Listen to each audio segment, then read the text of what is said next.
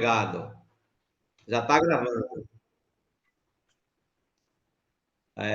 Está gravando, Cláudia, e em função da gravação, reforçar a nossa satisfação de ter você conosco nessa tarde, a importância do seu bate-papo com a nossa luta, e a gente fica muito feliz de ter pessoas como você que têm disponibilidade, né? É um convite 0800 aceitar e debater com a gente esse tema, a gente agradece muito, de coração. Margarida, com você. Ô, Barreto, eu tenho poucas palavras, na realidade, eu entreguei essa responsabilidade toda a você. Eu fiz o contato com a Cláudia porque eu me sinto muito confortável de colocar uma pessoa que é muito fácil no entendimento de todos. E sei que vocês vão gostar muito, porque eu já assisti algumas palestras com ela, e a pessoa certa nesse momento de incerteza, e que eu chego até a dizer, talvez, a ignorância do assunto, para a gente tornar um pouco mais claro, é muito agradável e também nos deixar numa situação, não como nós estávamos delicada, mas uma situação mais fácil para a gente tocar nossa vida pessoal, porque isso afeta principalmente o mental. Então, você já fez aí o currículo dela, eu não tenho a acrescentar, eu só tenho a acrescentar, é que a pessoa certa, no momento certo, vai estar no lugar certo. Certo? Boa tarde.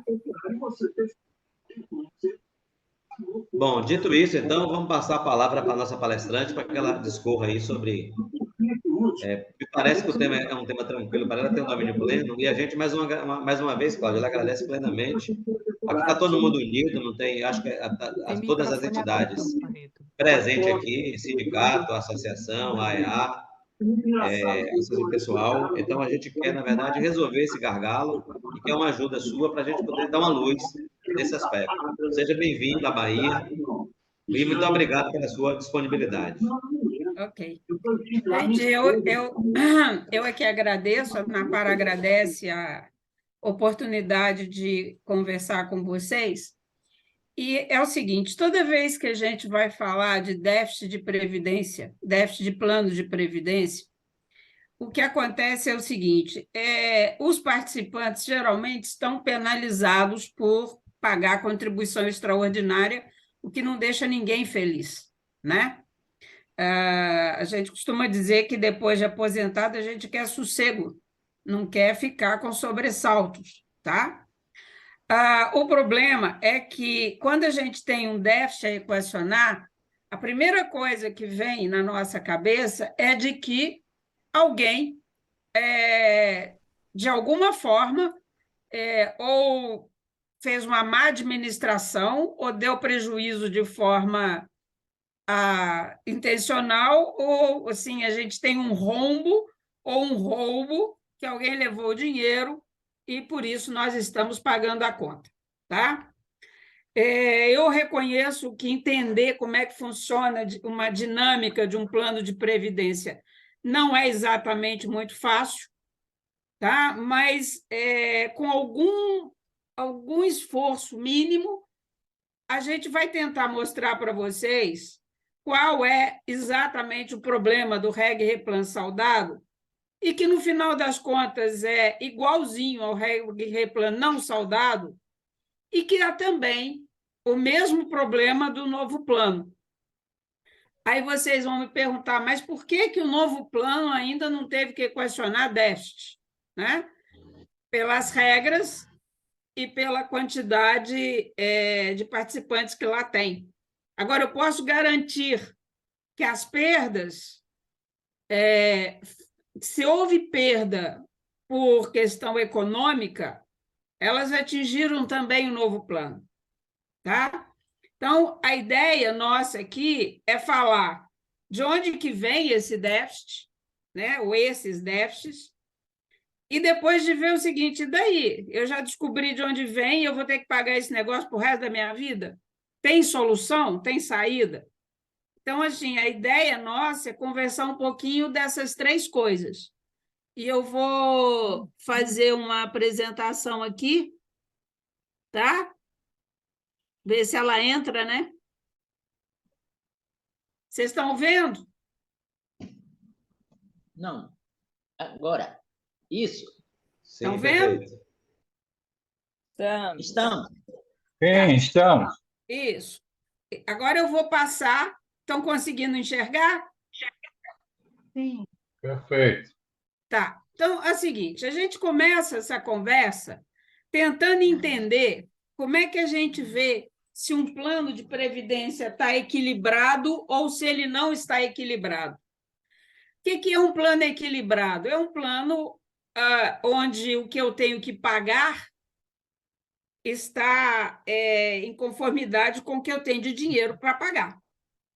Tá?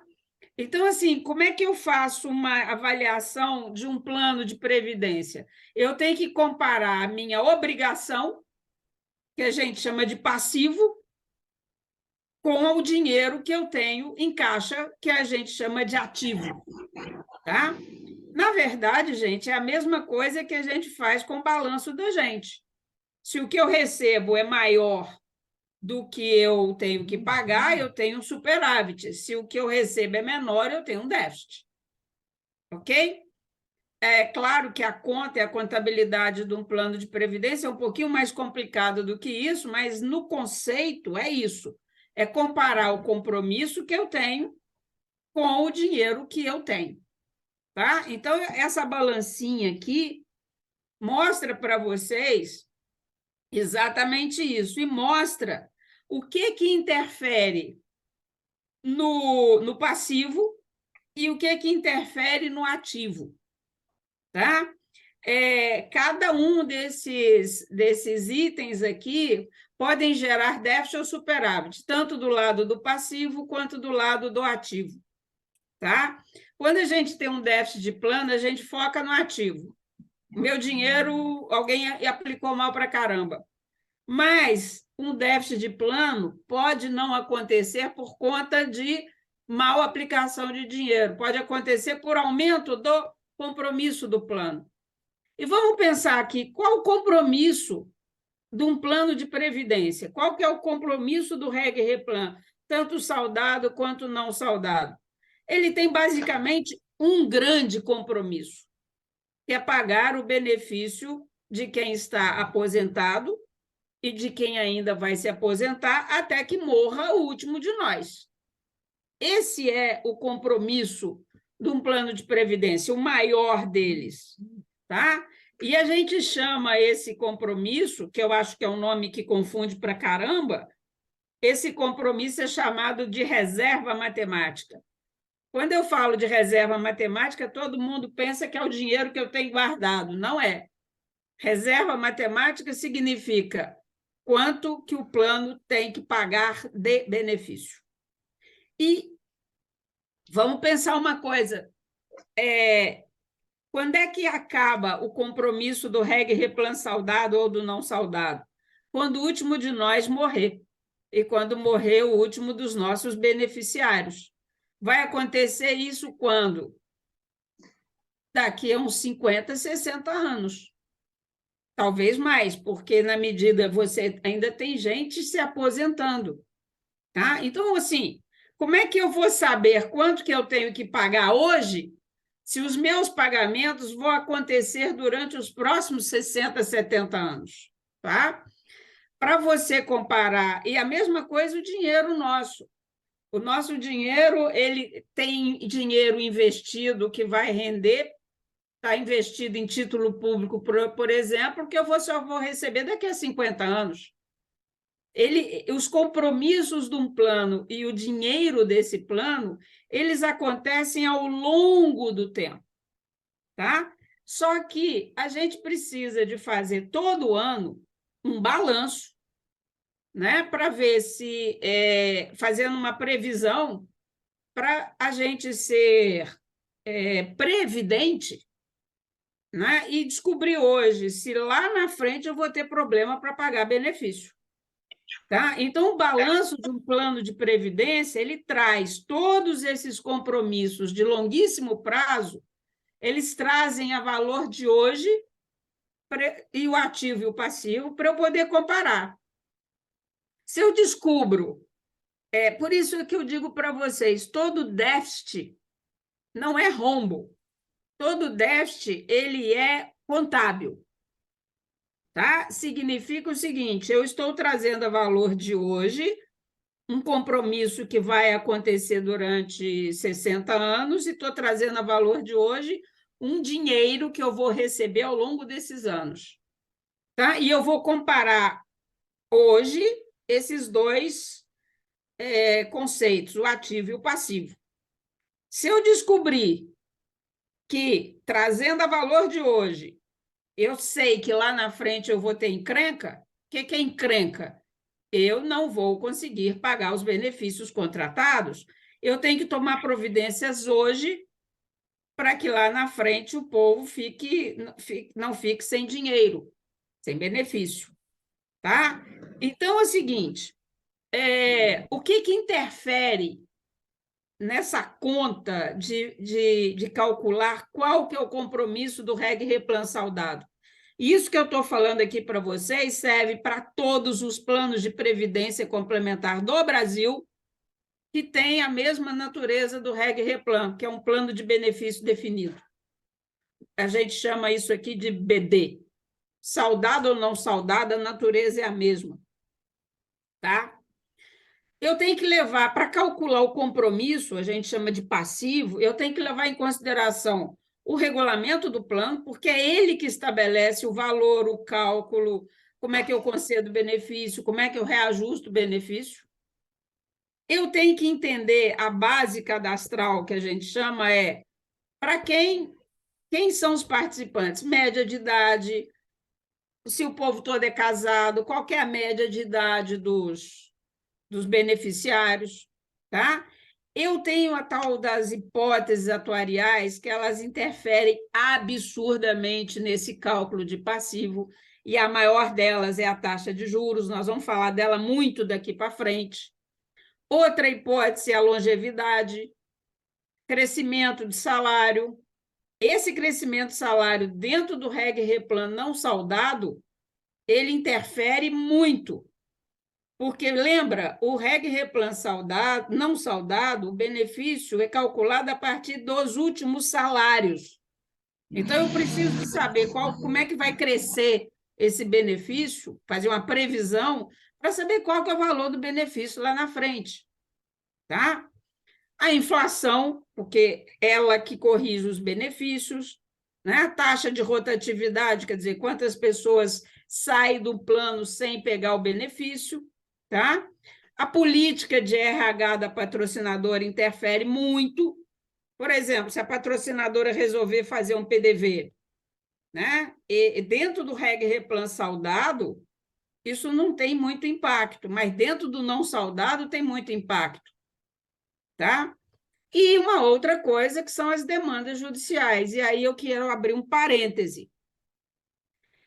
Vamos imaginar o seguinte, eu calculei o benefício da Margarida, tá? Considerando que o benefício dela é R$10.000. Tá? Quanto que a Margarida custa para a FUNCEF? Conta de padaria besta, desculpa, mas é isso, é o seguinte, eu vou calcular 5.000, projetado por 13, são 13 benefícios que ela recebe, multiplicado pela expectativa de vida média de uma pessoa da idade da Margarida. E vou trazer isso a valor de hoje. Tá? Então, R$5.000 com uma pessoa de minha idade, 65 anos, tá? Cadê a foto dela? Custa para a FUNCEF mais ou menos R$800.000 a valor de hoje. Tá? Bom, aí o que acontece? Eu sei que a FUNCEF, a Caixa, não me pagaram hora extra, eu tenho uma demanda, o meu benefício deveria ser maior do que ele é, eu vou ao judiciário e digo, olha, o meu benefício é 5.000, mas devia ser 6. Tá? E o juiz concorda comigo e fala, ok, FUNCEF, vai lá e pega o benefício da Margarida, que não é mais 5 mil, ele passou a ser 6. O que acontece com o compromisso da FUNCEF? Ele aumenta, não aumenta, gente? Ele era 800 mil reais, a valor de hoje, eu aumentei R$ 1.000. Então, o passivo do plano aumentou aí pelo menos uns 150 mil. Eu estou dizendo para vocês não entrarem na justiça contra a FUNCEF, ou contra a Caixa, ou contra... Não. Eu estou dizendo o seguinte: quando eu peço um aumento do meu benefício, eu tenho que pedir junto com isso quem é que vai pagar a conta do aumento do compromisso da FUNCEF comigo. Porque se eu não fizer isso, eu aumento o compromisso e quem vai pagar? É o mútuo, porque o plano é mutualista, vocês não têm contas individuais dentro do Reg Replan, nem saudado nem não saudado, tá? Então, assim, se a rentabilidade, o dinheiro não aumentar junto com esse aumento de passivo, eu vou criar um déficit, tá? Aqui dentro da CEMIG, há muitos anos, a gente resolveu isso com os sindicatos. Toda vez que vocês entrarem contra a Forluz, pedindo aumento de benefício, porque alguma coisa lá na patrocinadora eles deixaram de pagar, pede para o juiz condenar a patrocinadora a pagar a diferença de custo entre o benefício que você tem e o que você vai conseguir na justiça. Não é contribuição, é a diferença da reserva. Tá? Vocês têm um problema explosivo que é o CTVA. Tá? Os benefícios, tanto do Reg Replan saudado como não saudado, eles não são calculados com o valor do benefício cheio. Ok? Então, o cálculo de compromisso que a FUNCEF faz, tanto num quanto no outro plano, considera o benefício sem CTVA. Se eu vou à justiça e ganho CTVA, eu tenho que buscar junto alguém, e eu não tenho outra pessoa que é a Caixa, para me botar esse aumento de custo dentro da FUNCEF. Se eu não fizer isso, quem vai pagar isso são os participantes. Pelo menos a metade dele. Tá? Então, assim, a gente precisa de pensar muito em como é que pede essas... Gente, alguém está falando comigo? É muito importante que as pessoas, quando entrem com a demanda judicial, peçam, além da correção do benefício, quem é que vai pagar a conta. Porque, se não fizer isso, a conta vem para dentro do plano, gera um déficit, e a patrocinadora, que na maior das vezes é que deu causa ao problema, paga só a metade da encrenca. Tá? Então, assim, quando eu calculo passivo, qualquer mudança nessas premissas aqui, elas podem dar um aumento do passivo ou uma diminuição dele. Tá? Vamos dar um exemplo da longevidade. Eu faço o cálculo de que as pessoas vão, na média, as pessoas vão viver até os 85 anos. Isso é média, tá? Significa que alguém vai viver 90 e outro vai morrer com 60. O que acontece é que se a minha massa de participantes começar a viver mais, o que é muito bom, eu estou calculando o compromisso do plano com uma hipótese falsa. Eu estou dizendo, olha, o povo vai viver na média 85 anos, quando na verdade não vai.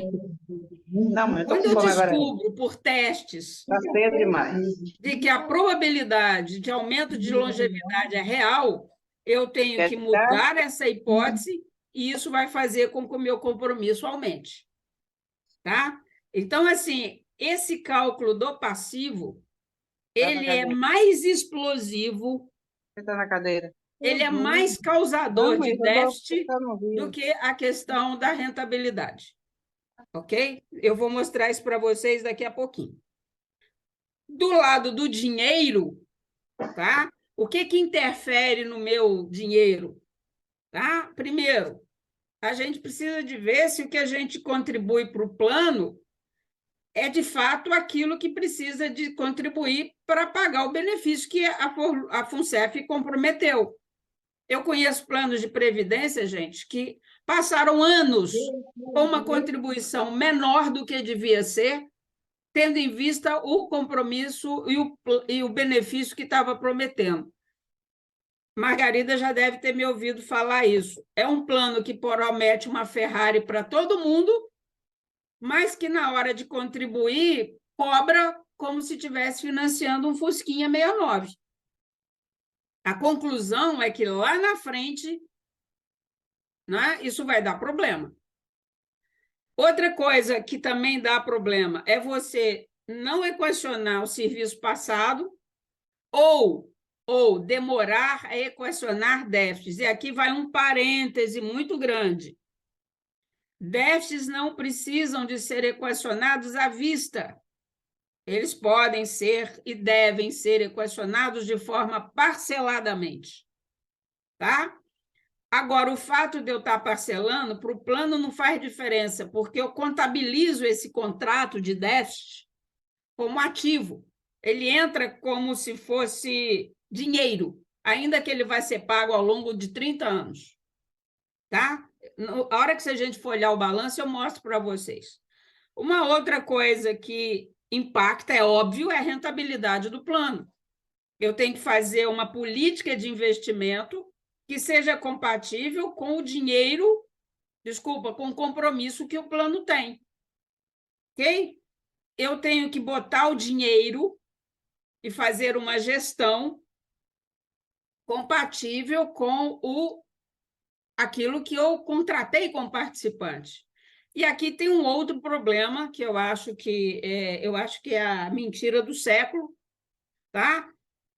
Se alguém disser para vocês que plano de previdência não tem risco, essa pessoa está mentindo. Ponto. Todo plano de previdência, todo investimento tem risco.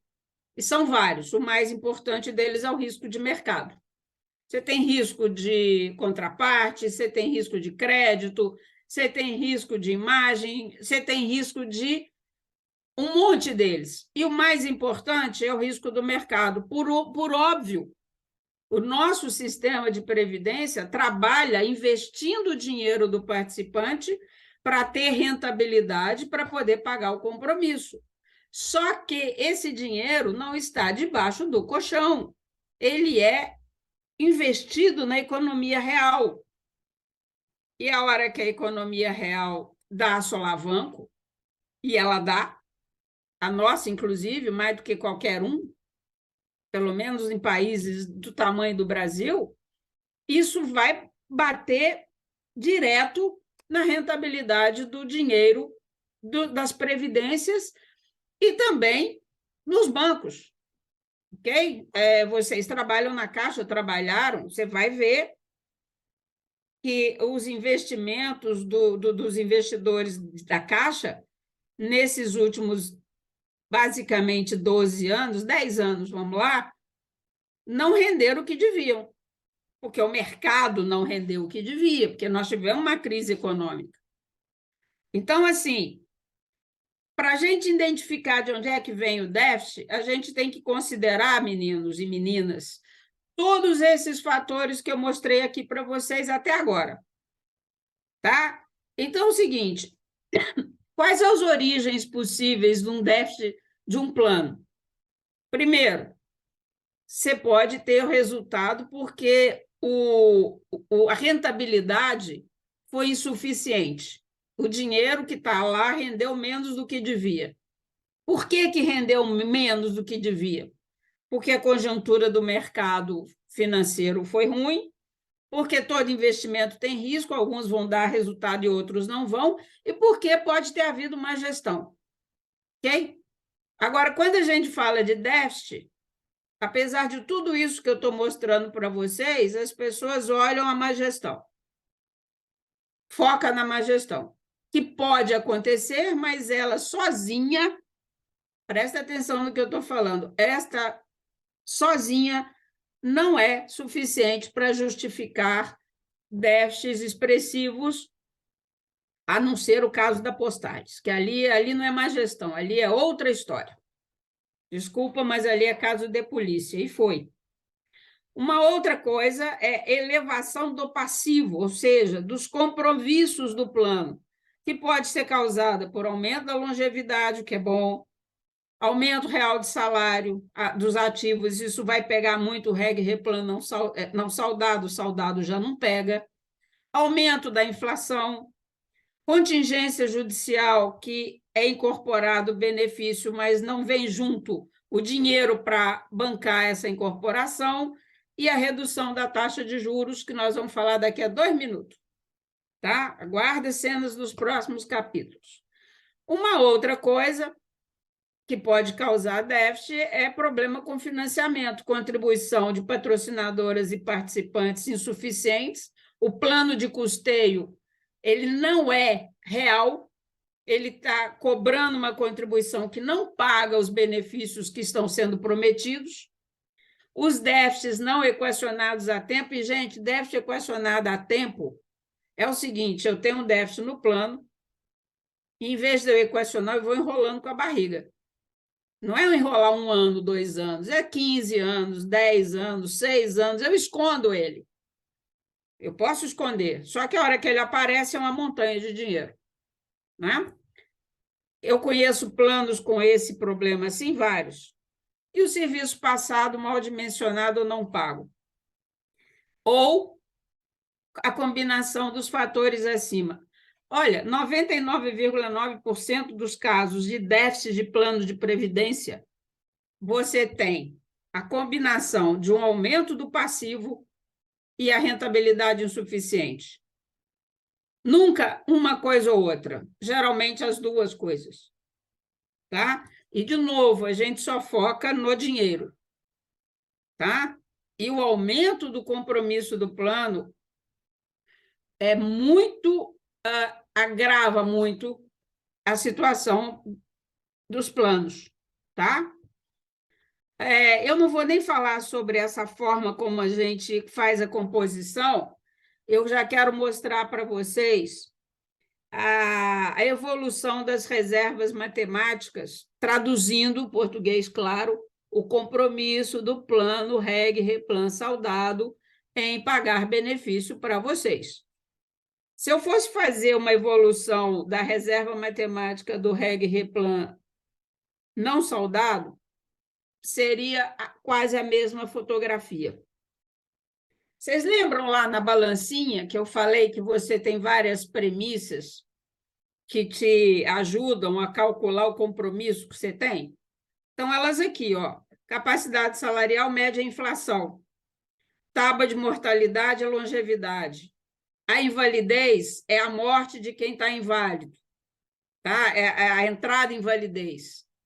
A inflação, taxa de juros, tudo isso daqui, se eu mudo, gente, isso é fundamental, toda vez que eu mudo uma premissa dessa, eu posso aumentar o compromisso do plano ou posso diminuir o compromisso do plano. Tá? Vocês estão vendo aí que tem alguns em vermelhinho e outros em azul? Estão vendo? Alguém me responde. Sim, estamos vendo. Tá. Por que eu marquei em vermelhinho? Toda vez que está em vermelhinho, a alteração da premissa causou um aumento no passivo do plano. Tá? Vamos lá em 2013. Eu tinha a invalidez, era calculada através de uma tábua de invalidez que chamava a tábua americana. Em 2013, eu passei a usar a light fraca.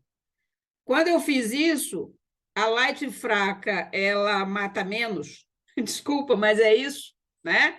Ela tem uma longevidade maior dos participantes, significa que eu aumentei o compromisso dos planos. Tá? E assim a gente vai fazendo a evolução de cada um. Eu quero que vocês prestem atenção em 2015. 2015, nós tivemos um que eu chamo da tragédia do ponto de vista de passivo, que olha o valor da inflação. 11,28. Qual que era a previsão de inflação que a fundação de vocês usava? 4%. Por que a inflação é importante, gente? O benefício de vocês é corrigido todo ano, não é? Assim como o meu. Qual que é a previsão que a FUNCEF fez? De corrigir 4%, porque é a previsão da inflação. Esse númerozinho aqui na primeira coluna, 0,98, que é o fator de capacidade, significa uma inflação de 4%. Pumbas, ela foi 11%. O que significa? Eu aumentei o compromisso da FUNCEF nesse plano aí por volta de 7%. Ou seja, eu aumentei o passivo, ok? Essa taxa de juros, essa aqui talvez seja a coisa mais importante que a gente precisa de entender nessa conversa. Vocês lembram que eu falei que você traz a valor presente todo o compromisso futuro? Você traz a valor presente usando essa taxa de desconto, que a gente chama de taxa de juros. Essa taxa não é o que a FUNCEF rendeu, é o que ela deveria ter rendido. Tá? Fundamental isso. Quanto maior for a taxa de juros, menor será o compromisso do plano. Quanto menor for a taxa de juros, maior o compromisso do plano. Em 2016, vocês usavam 5,51 para trazer a valor presente. Olha lá o valor da reserva de benefício concedida e a conceder, 52 bilhões 849 milhões de reais. Beleza? Em 2017, a gente baixou 1% dessa taxa. Olha o que acontece com a reserva, com o passivo do plano. Ele pula de 52 para 61 bilhões de reais. O que isso aqui significa? Eu tive 2 movimentos importantes de aumento do passivo. Um em 2015, quando eu aumentei como é que chama? Eu aumentei a taxa de juros. E curioso, gente, todos os balanços de todos os planos de previdência em 2015, todo mundo teve aumento de passivo por conta da inflação, e depois vocês vão ver o dinheiro, teve problema de rentabilidade. O meu teve, o de vocês teve, da Petros teve, da Previv teve, todos. O que significa que 2015 eu chamo que é o ano do fim do mundo. Tá? Aí aconteceu uma tempestade perfeita. Eu tive um estouro da inflação que aumentou o passivo e o derretimento da Bolsa de Valores, que prejudicou a rentabilidade. Juntou as duas coisas. Aumentei meu compromisso, diminuí meu dinheiro. Então, a primeira coisa, 2015 teve essa questão aqui do aumento por conta da inflação. Tá? Vocês vão ver aqui que nós estamos falando aí de 47 bilhões, né? De 42 passou para 47. A reserva matemática ela cresce todo ano, mas não cresce nessa proporção. Ok? E em 2016 para 2017 teve uma outra mudança, que foi a redução da taxa de juros. Aí você aumenta o passivo em 9 bilhões de reais. Pergunta, precisava de ter sido feito isso? Não. Não precisava. Ok? Por que foi tomada essa decisão? A gente precisa de perguntar para os gestores da FUNCEF à época. Eu vou dizer para vocês, para ser muito responsável, que taxas de 5,5 significa que eu vou ter que correr atrás de uma rentabilidade de inflação mais 5% real. É alta para caramba. Mas eu não precisava de ter baixado nessa pancada que foi. Vai baixando devagarinho. Porque quando eu baixo essa taxa de juros, aumento o meu passivo, e do outro lado, eu estou numa crise econômica ferrada, eu não consigo compensar o aumento do passivo com o aumento do dinheiro, eu vou empurrar déficit para os participantes, para o patrocinador pagar. Óbvio. Óbvio. Ok? Eu vou dizer para vocês, a Forluz, que é o fundo de pensão que eu sou diretora, a gente usa a nossa taxa de desconto do REG, do nosso plano A, que é muito parecido com o REG Replan Saudado, 5,51 até hoje. Até hoje. E a Previ que atesta que a gente pode continuar mandando, porque nós temos dinheiro para isso. Ok? Então, assim, eu já falei com vários dirigentes da FUNCEF, participei de alguns debates, audiências, aí eu falo com eles, olha, se vocês me mostrarem um estudo técnico dizendo que em 2017 vocês podiam e precisavam, e era exigência, baixar de 5,5 para 4,5, eu calo a minha boca e não falo mais nada. Mas até hoje não me apresentaram esse estudo. O terceiro equacionamento de déficit que vocês tiveram foi causado fundamentalmente por essa redução da taxa de juros. Agora vamos ver o dinheiro de vocês, tá? De novo, essa tabela é um pouco mais complicada, porque ela tem muito número, mas vamos destrinchar ela. A FUNCEF, a Forluz, a Previ, todo mundo que tem plano de previdência, tem 6 modalidades onde a gente pode botar o nosso dinheiro, né? Nosso do participante. A gente pode colocar em renda fixa, basicamente título público do governo, tem a renda fixa privada, mas a maioria é título público. A gente pode colocar em renda variável, que é basicamente bolsa de valores. Podemos colocar em imóveis. Podemos colocar numa coisa que a gente chama de investimento estruturado, né? A gente normalmente são fundos de investimento, o FIP, os famosos FIPs, Fundos de Investimento e Participação, está dentro de investimento estruturado, ok? Empréstimo aos participantes e outros, que aí entra investimento no exterior e outras cositas más. Vamos olhar o seguinte. Em 2012, na renda fixa, quase 46% de todo o dinheiro do REG Replan Saudado estava em renda fixa. Tá?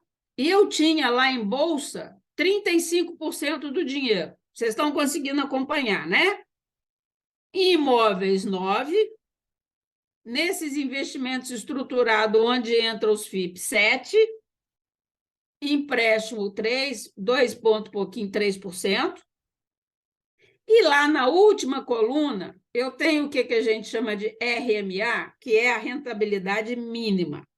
Isso daí é o seguinte, para pagar o benefício, eu tenho que conseguir rentabilizar o meu dinheiro, no mínimo, né, no caso de 2012, 12,44%. O diretor de investimento da FUNCEF tinha que entregar, em 2012, 12,4% de rentabilidade. Quanto que ele entregou? 8,95%. Ou seja, ele ficou devendo. Olhando essa carreirinha aí de 2012, quem foi o grande vilão da história? Quem é que teve rentabilidade ruim? Eu posso bater aqui, está escrito lá em vermelhinho. Quem não bateu meta? Renda variável, bolsa de valores. Agora, gente, eu tenho 35% de todo o meu dinheiro em renda em bolsa de valores. Ela rende menos 1,11%. Ferrou, né? Mas você teve uma rentabilidade negativa também nos outros. Tá, mas eu tenho ali de dinheiro alocado 0,06%, é muito pouca coisa. Tá? E aí, isso são dados do balanço da FUNCEF, tá? São dados do RAI, Relatório Anual de Informação. Os dados estão lá, eu só organizei eles aqui. Tá? Então, você tem o nosso REG Replan Saudado 2012, 13, 14, 15, nenhum desses anos eu bati meta atuarial. Nenhum deles. Ou seja, eu entreguei menos do que eu precisava de ter entregue para pagar os benefícios futuros. Olha 2014, qual que era a meta atuarial? 17,54. Por quê? Gente, a meta atual é a taxa de juros que eu desconto, aquela lá de cima, mais a inflação. 2015, a inflação foi 11%. Eu tive uma meta lá em cima e rendi 3,73. Quem foi o grande vilão? Aí foi todo mundo vilão, não teve artista nenhum. A renda fixa baixou 17%. Não é que ela baixou, ela rendeu 17,10 e eu precisava de 17,54. Quase que bateu. Quase que bateu. Agora, olha a renda variável. Olha investimento em Bolsa de Valores. Menos 16. Menos 16. Imóveis rendeu menos também, mas se manteve. Ok? Até empréstimo nós tivemos problema. E olha os investimentos estruturados. Desde 2014, 14, 15, 16, esses investimentos estruturados também não renderam. Eles têm um impacto grande? Não. Não é que eles não têm impacto nenhum, mas é porque a FUNCEF, o Reg Replan Saudado, eles, no máximo que eles tiveram de investimento estruturado foi 10,54 de todo o dinheiro da FUNCEF. A conta é assim, se eu tenho 100 bilhões de dinheiro, ok? Eu tinha 10 bilhões em estruturado. Em compensação, eu tinha 46 bilhões em renda variável, renda fixa. Tá? E assim nós vamos evoluindo. Tá? Então, assim, o grande vilão dessa história, tá? A Bolsa derreteu. Porque, olha, 2012, 13, 14, 15, 16, a gente não consegue rentabilizar uma parte expressiva do dinheiro do nosso plano. Tá? A carteira de imóveis teve problema, o investimento estruturado também. Porque uma coisa é muito curiosa, a renda variável e o investimento estruturado, eles estão muito ligados à economia real. Não é especulação de bolsa, é economia real. Tá? Se a economia entra em declínio, você vai ter problema na renda variável e vai ter problema em investimento estruturado. Tá? Em 2016, os FIPs, né, os investimentos estruturados, renderam menos 37%, mas é menos 37% de 6%. Aqui foi quando deram baixa na maior parte dos investimentos, os famosos FIPs da FUNCEF. Aqui entra a Sete Brasil, Canabrava e outros mais. Tá? Por isso a rentabilidade foi ruim, porque a FUNCEF disse, olha, isso aqui foi, mas não volta. Então, eu vou dar baixa nisso de uma vez. Tá? A partir de 2017, você começa a ter uma economia não tão pungente, ok? Ela não é aquela economia, mas ela entra numa estabilidade, ela para de derreter. E vai começar a ter problema a partir de 2022, 2020, 2021, com a pandemia, tá? Que também afetou mercados, de maneira geral. Tá? Se eu for falar para vocês, eu apresentei esse quadro para o diretor de investimento da Forluz, eu falei que me mostra aqui qual que é o vilão da história nesse... Quem causou as perdas nos ativos? Ele foi de cara, Bolsa de Valores, investimento estruturado, com um impacto muito, muito, muito maior da Bolsa de Valores. Ok? Então, lembra que eu falei que um déficit de plano de previdência, geralmente, você tem as duas coisas. Aqui, aumento de passivo e rentabilidade ruim, por conta de risco de mercado, basicamente. Vamos supor, e esse é o exercício que eu sempre faço, que todos os investimentos de FIP que estão lá na Greenfield, que aquilo ele tinha, vamos supor que tenha sido uma roubalheira do inferno, entendeu? 10% do dinheiro da FUNCEF, né, em 2014, quer ver quanto dava? 10% dava 4 bilhões de reais. O ativo bruto da FUNCEF está aqui, ó, 42.374. Tá? Então, vamos supor que todo o FIP tivesse sido uma roubalheira, tivesse perdido todo o dinheiro. E vocês vão ver que não perdeu. Porque, embora a FUNCEF tenha vindo se livrando de FIP, ou porque vendeu, ou porque ele não rentabilizou e ela teve que registrar para perda, ela ainda tem FIP, que tem rendido. Ok? A partir de 2020, não, porque tem a ver aquilo que eu falei. Quando a economia real dá problema, ok? Ou renda variável, ou investimento estruturado, ou os dois dão problema junto. Se tivesse o problema fosse os FIPs, que todo mundo, né, acompanha Greenfield, o déficit de vocês seria no máximo 5 bilhões de reais. E o déficit de vocês está em 19.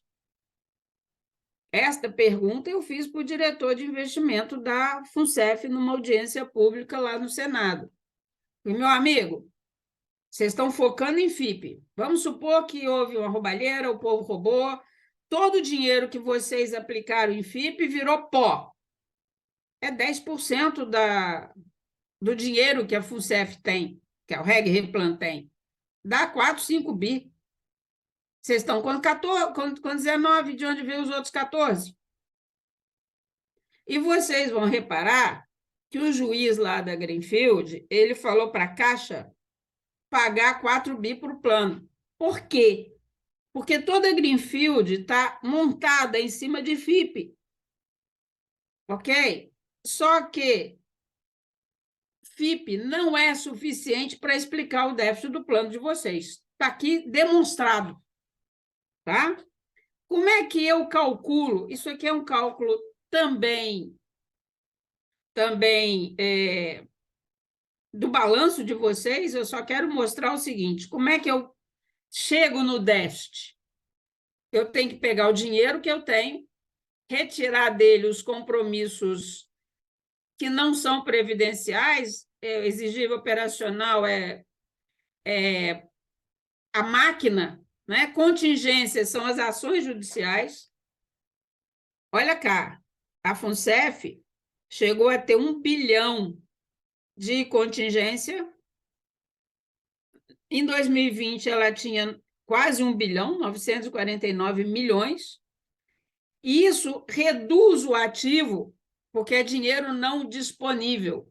Isso é dinheiro que já está carimbado para eu pagar uma ação judicial como grande possibilidade de êxito.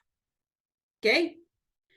Você tem que tirar os fundos não previdenciários, esses aqui é o custeio administrativo, que é pouquinho, e os fundos previdenciários, no caso do Reg Replan Saudado, é o FAB, Fundo de Acumulação de Benefício, que também não é dinheiro disponível, porque ele está ali para pagar benefício futuro. Então, quando eu faço a conta do dinheiro que eu tenho, eu vou tirando esses compromissos que chamam exigíveis, não é à toa, porque eu tenho que guardar dinheiro para pagá-los, eu sobro o meu ativo líquido, ou seja, é o dinheiro disponível para pagar benefício. E aí eu venho aqui, né? Isso aqui, gente, esse valor, isso aqui está disponível para vocês, tá? Isso aqui é a comparação do ativo líquido com a reserva matemática, ou seja, é o que eu tenho de dinheiro para pagar o benefício da turma que está aposentada. Aí vocês vão ver que 2012, 13, 14, 15, 16, 17, 18, 19 é um déficit atrás do outro. Lembra do seguinte, olha 2015, né? Lembra do que aconteceu em 2015? A questão da inflação, o déficit aumentou passivo e nós tivemos uma rentabilidade horrorosa. Horrorosa, tá? As regras de equacionamento de déficit, elas são feitas para o plano, não precisa de equacionar o déficit integral, tem um limite legal que ele pode ficar rodando um déficit até esse limite, tá? Então, o limite legal da FUNCEF, do Reg Replan, está em torno de 4 bilhões de reais. Volto a dizer, se o problema de vocês fosse FIP, Greenfield e roubo, supondo que houve, e eu não estou dizendo que não houve, vocês não estariam pagando o déficit. A causa é outra, ou outras, tá? Olha o déficit de 2017. Olha lá, 2017. O que aconteceu em 2017? Eu tive aumento da diminuição da taxa de juros, que aumentou o meu passivo, e eu tive uma... Apesar de 2017 eu ter tido uma rentabilidade positiva, vocês estão vendo? Tá? O RMA era 7 e eu tive uma rentabilidade de 12. Ou seja, não foi o dinheiro rendeu bem. Agora, eu aumentei o meu passivo de tal ordem pela redução da taxa de juros que eu aumentei o meu déficit. Tá? Eu aumentei o meu déficit.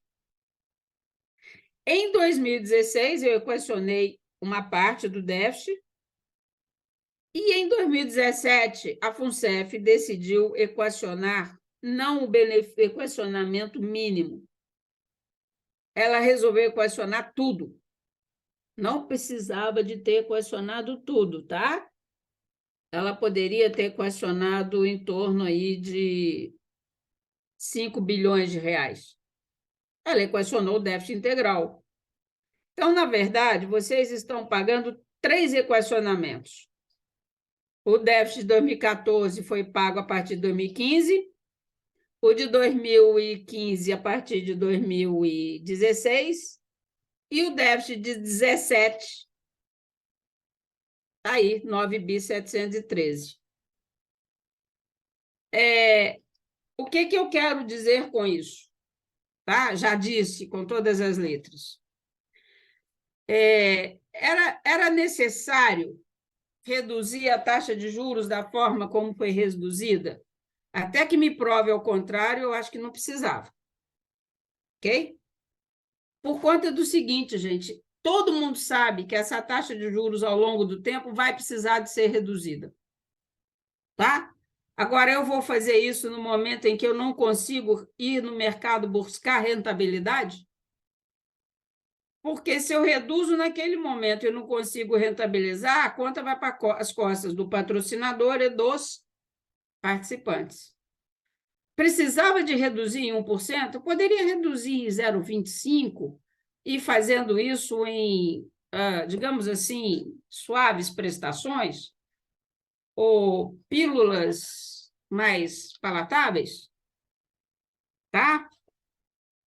Houve um plebiscito dentro da FUNCEF, que até hoje eu não entendi, tá? Que vocês poderiam ter equacionado o déficit com um prazo mais longo. Tá? E o pessoal votou, não, vamos equacionar ele com prazo mais curto. Eu queria entender a lógica disso. Tá? Porque volto a dizer para vocês, quando eu equaciono um déficit, ele já entra como dinheiro na contabilidade. Não é caixa. Tá certo? Eu tenho um déficit de 9 bi. 4 bi o participante vai pagar. 4 bi o patrocinador vai pagar. O patrocinador assina um contrato de dívida. devo 4 bi e vou pagar não sei quantos mil por mês. Isso já entra como dinheiro na contabilidade. Isso já entra como dinheiro. Se eu tenho... Deixa eu mostrar aqui para vocês, de novo, porque isso é importante. E eu, assim, de fato, eu não consegui entender, mas, né, acontece. Não tem que entender tudo também, né?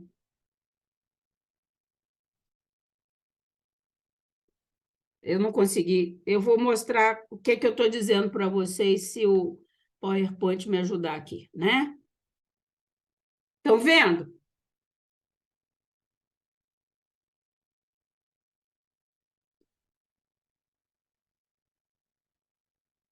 Vocês estão conseguindo ver? Sim, está na tela. Ah, que bom. Então, eu vou mostrar isso aqui para vocês, ó. Tá pequenininho, mas olha cá. Quando eu equaciono o déficit, olha aqui, ó.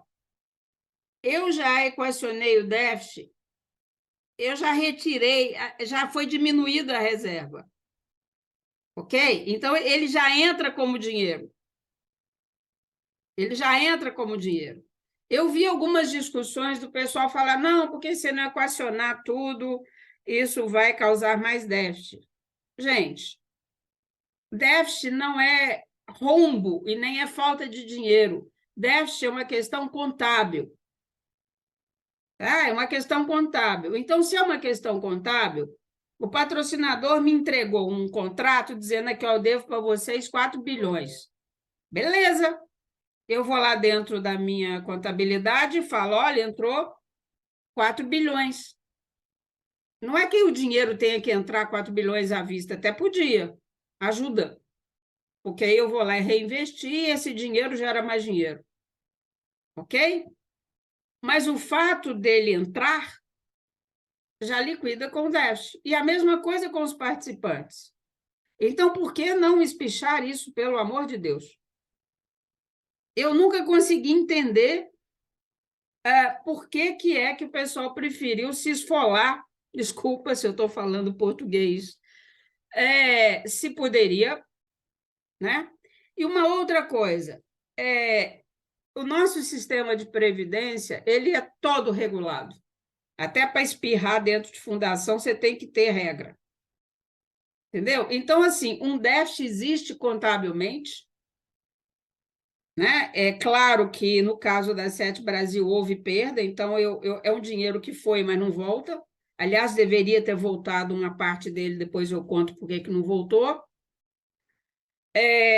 Mas a maior parte tem a ver com a previsão. Então, se eu mudo a previsão, eu mudo o resultado. Se eu, hoje, e a Previc permite aumentar o valor da taxa de juros do REG Replan saudado e não saudado, o resultado, eu diminuo o déficit. Ok? Então, assim, qual que é a minha visão? Quando você espicha o prazo, você dá tempo para o plano se ajustar. E aí vamos à segunda questão. Como é que um plano se ajusta? Tá? Você tem que olhar a causa desse déficit e ajustar as causas desse déficit. Uma parte grande do déficit da REG Replan saudado e não saudado tem a ver com rentabilidade, basicamente Bolsa de Valores, que deu uma pancada, porque vocês tinham muita coisa investida lá. Então, assim, posso aproveitar um momento que, nos últimos 4 anos, a renda fixa está pagando IPCA mais 7, IPCA mais 6, e comprando dinheiro e comprando título público com essa rentabilidade maior. O que eu estou fazendo? Eu estou botando para dentro uma rentabilidade maior acima da minha atuarial. Eu estou projetando um futuro com déficit menor. Tá? Uma outra coisa que é possível a gente precisa de ver se as nossas premissas atuariais se elas não estão conservadoras demais, ou seja, eu estou fazendo o pior cenário possível. Vou brincar aqui, tipo, as pessoas vão viver até os 100 anos. Então, eu vou usar uma tábua de mortalidade que tem uma longevidade imensa, quando, na verdade, não é tudo isso. Entendeu? Então, assim, plano de previdência, a gente olha o curto prazo e ele não pode usar, a gente não pode usar curto prazo. O Reg Replan saudado e não saudado, eles têm pelo menos mais 90 anos de vida, na média. Tá? Então, assim, eu olho para cá e falo, o mundo se acabou. Não. Você está vendo um filme longo e que a cena que está sendo assistida é horrorosa. Mas nós já tivemos no próprio Reg Replan saudado superávites e resultados muito bons. Então, o plano de previdência, ele não é assim, vai para sim ou para sim. Ele é assim. Tá? Então, você tem momentos ruins, você tem momentos bons, e você tem que ter gestão para sair dos vales e ficar na média. Na média. Como é que conserta essa encrenca do Reg Replan? Tanto saudar. E o plano Reg Replan não saudado tem um problema adicional, que é uma esperteza do governo federal, do TCU, do TCU. Porque o que manda a regra para equacionamento de déficit? É na relação contributiva. O que é relação contributiva? Quanto que o patrocinador paga e quanto o participante paga. Tá? O Reg Replan saudado não tem relação contributiva, mas no contrato do saudamento diz que é paritário. Déficit ou superávit é meio a meio. Tá? No Reg Replan não saudado, você tem que buscar a relação contributiva. No caso do povo que está na ativa, é 1 para 1. Não é isso? Cada centavo que o participante põe, a Caixa coloca outro. E os ativos, e os assistidos, como é que é? Os assistidos pagam contribuição normal para o Reg Replan, mesmo depois de assistidos. Não é? Então, o que é que a TCU e outras, a AGU e outras, principalmente a DEST, fez? Qual que é a relação contributiva? A gente vai considerar não a relação contributiva da ativa. A gente vai considerar a contribuição do assistido normal, só que a Caixa não contribui para o assistido. Então, na hora de eu fazer a divisão do bolo, ok? A relação contributiva dá 55 para os participantes e 45 para a patrocinadora. Tá? Então, assim, o povo do Reg Replan não saudado, além de ter déficit para pagar, ainda paga mais do que a Caixa. Tá? Como é que mexe nisso? A gente tem que mexer na resolução 30. Tá? E o CNPC, da qual a gente faz parte, nós vamos mexer na resolução 30 urgentemente. Existe um grupo de trabalho que se reúne amanhã, tá? E a proposta desse grupo de trabalho com a Previc, Secretaria de Previdência, a Casa Civil, o DESTA, que não está muito feliz com isso. Qual que é a proposta? Tá? É aprovar uma resolução no CNPC para que os déficits sejam equacionados metade do que estão sendo equacionados hoje. Metade para o patrocinador, metade para o participante. Pô, mas e o que eu vou fazer com isso? Eu não vou julgar para debaixo do tapete, eu vou diferir. Que é isso? A prestação que eu estou pagando hoje, eu vou pagar daqui a 20 anos. Mas ela vai ser contabilizada da mesma forma, tá? Porque, lembra, é contábil. Eu só não vou pagar agora, mas já está no balanço, que eu vou pagar lá na frente. Claro que eu vou ter que atualizar com juros e tudo mais. E até que isso seja, enquanto alivia essa barra, a gente vai mexer na resolução 30, pedindo duas coisas. Primeiro, que as entidades que estejam equacionando os planos de equacionamento façam uma revisão das premissas atuariais. E aí eu estou falando longevidade, taxa de juros, inflação, para ver se elas estão cabendo no normal ou se o povo está cobrando mais do que devia. Para fazer uma verificação também de como é que ela está marcando o título público. Se está marcando a mercado, se está marcando pela curva, isso faz diferença. Tá? A ideia é, até o final do ano, se Deus quiser, a gente ter uma resolução que permita que participantes e patrocinadoras equalizem os déficits que seja necessário, mas de uma forma suportável e que as entidades de previdência consigam dimensionar que déficit é esse e qual que é o valor dele. E que possam, ao longo do tempo, ir reduzindo este déficit, mudando o portfólio de investimento. Tá? Porque fundamental, enquanto você tiver um mercado em crise, a gente não sai desse buraco. Tá? E o caso do... Eu estou falando do plano de vocês, mas o meu plano está com um déficit de 1.700 bi. Tá? E se vocês olharem esse balanço que eu fiz também lá para o nosso, 2015 é igualzinho. Tá? A nossa sorte é que nós não deixamos reduzir a taxa de juros. Quer dizer, na verdade, eles fizeram isso em 2012, deu um inferno, porque eles reduziram e depois tiveram que aumentar, porque eles estavam maquiando o resultado. A palavra é essa, é feia, mas é isso mesmo. Tá? Hoje, o Conselho Deliberativo exige os estudos que sejam feitos e a gente está mantendo no plano nosso, que é parecido com o de vocês, 5,51. E a gente ainda vai manter isso por uns 2, 3 anos. E vamos baixando devagarinho, para não dar cavalo de pau. E olha que no nosso plano, que está sendo questionado na Justiça, o patrocinador tem que pagar 100% do déficit. E mesmo assim, a gente não vai reduzir taxa de juros de forma irresponsável para aumentar o passivo e falar, patrocinador aqui, ó, me dá 3 bi aqui, porque eu sei que tem que pagar a conta. Isso não se faz.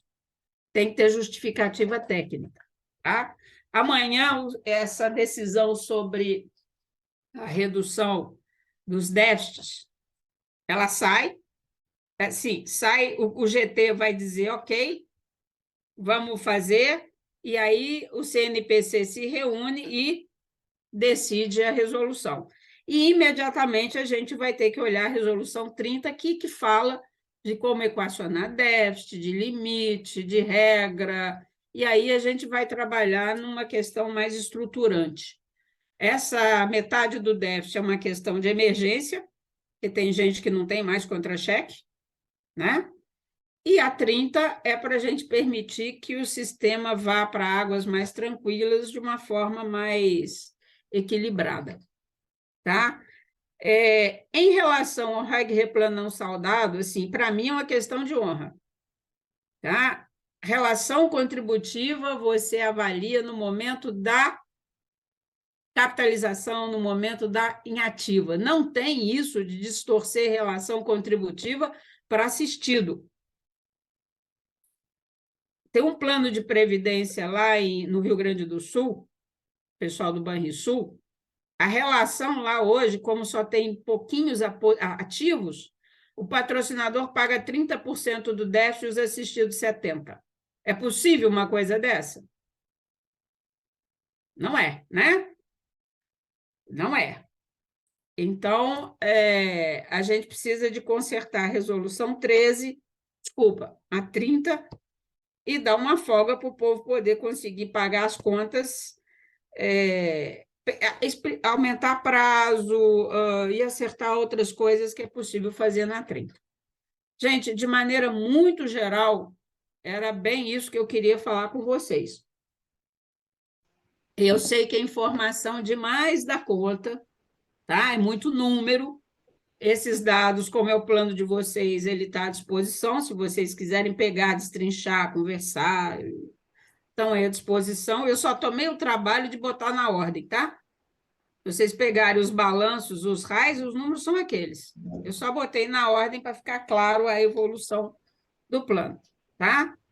E no mais, desculpa se eu falei muito, eu estou à disposição de quem quiser fazer pergunta, críticas, sugestões e outras cositas más.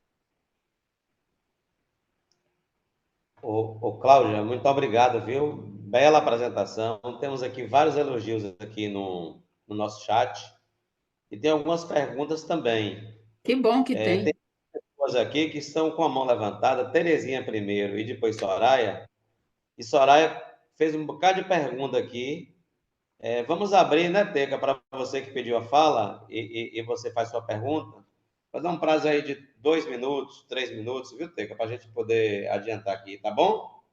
Pode entrar aí, Terezinha, e abrir seu microfone.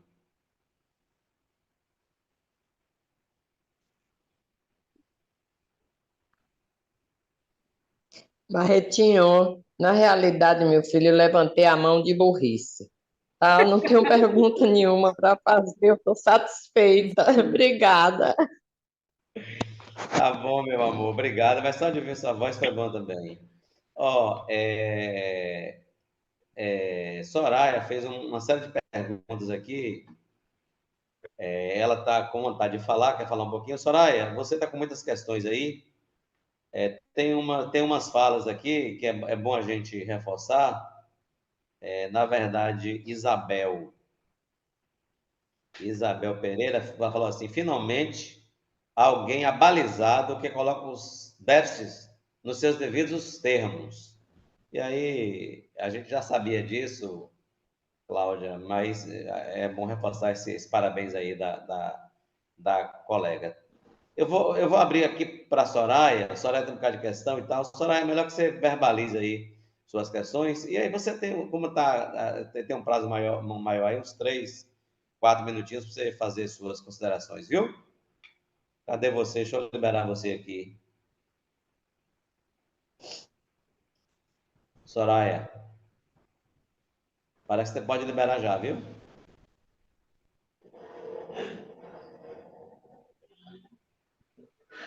Depois de Soraya, na sequência, Ademilton Lopes também está com a mão levantada, viu? Soraya, você está com dificuldade? Eu vou pegar aqui para anotar. Estou vendo que a Soraya já fez algumas perguntas, mas eu vou anotar aqui que é interessante. Vamos lá. Soraya, cadê você? Você está com dificuldade de abrir, porque até sua mão abaixou também. Só tem a mão de Ademilton aqui. Então, Ademilton, bora seguir com você aí. Enquanto Soraya está Soraya com problema no áudio, viu, Barreto? está comprando Não está áudio. conseguindo habilitar, não. Mas, de qualquer forma, Soraya, a gente está aqui com suas perguntas aqui. Cláudia está anotando. E quando ela está anotando aqui, Ademilton vai fazendo aqui a fala dele. É porque você colocou umas coisas, Soraya, que era importante aqui, e você até pediu para falar um pouquinho sobre alguns temas, entendeu? Mas veja se você resolve aí, enquanto a gente consegue ouvir a Demilton aqui, viu? Eu sugiro a Deixa ela a que ela Demilton saia e falar. entre novamente. Pronto. Sai e entra novamente, que talvez resolva. Enquanto isso, Soraya, a Demilton vai fazendo a pergunta dele aqui. Demilton, pode abrir seu microfone, viu? Boa noite a todos aí. Bem-vinda aí a Cláudia e renovo mais uma vez boa noite ao povo aposentado da Caixa, participando da FUNSEF. Cláudia, a gente está vendo que uma das causas também, e isso aí sempre se relutava, era o que aumentar, diminuir a taxa atuarial, né? Que era 5,1 para 4. Isso são duas coisas, precisaria ter recurso para manter a reserva atuarial. A outra seria a situação do contencioso, né? Que está lá no nosso balanço como compromisso, da onde nós, participantes, não demos causa. Se essas duas coisas, ela não é possível ela ser resolvida sem precisar um grande embate.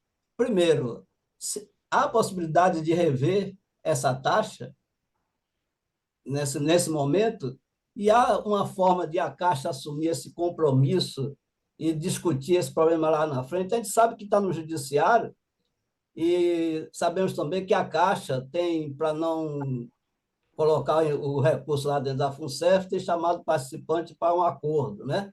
Negociando esse recurso de pagamento futuro. Não seria importante ela já resolver isso como um todo?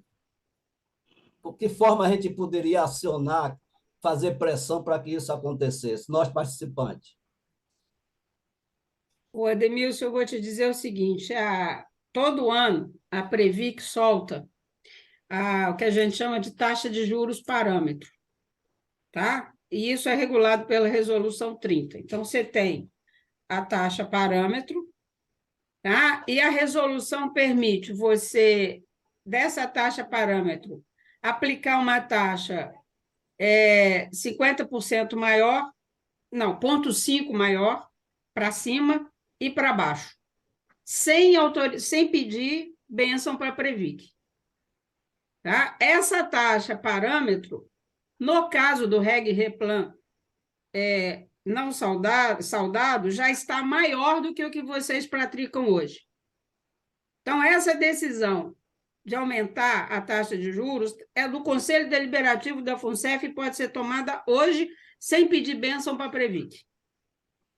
Tá? Porque a taxa parâmetro ela já é maior do que vocês praticam hoje. A taxa parâmetro hoje permite até 4,98. Vocês estão em 4,5. Tá? Então, assim, o conselho falou, opa, a gente estressou demais, né? Porque uma vez, não significa que você mexeu, tem que ser aquela para o resto da vida. Você pode ir equalizando. Essa é a primeira coisa. Em relação ao contencioso, o problema não é o que está lá provisionado para perda. Isso reduz o passivo, reduz o ativo, né? O ativo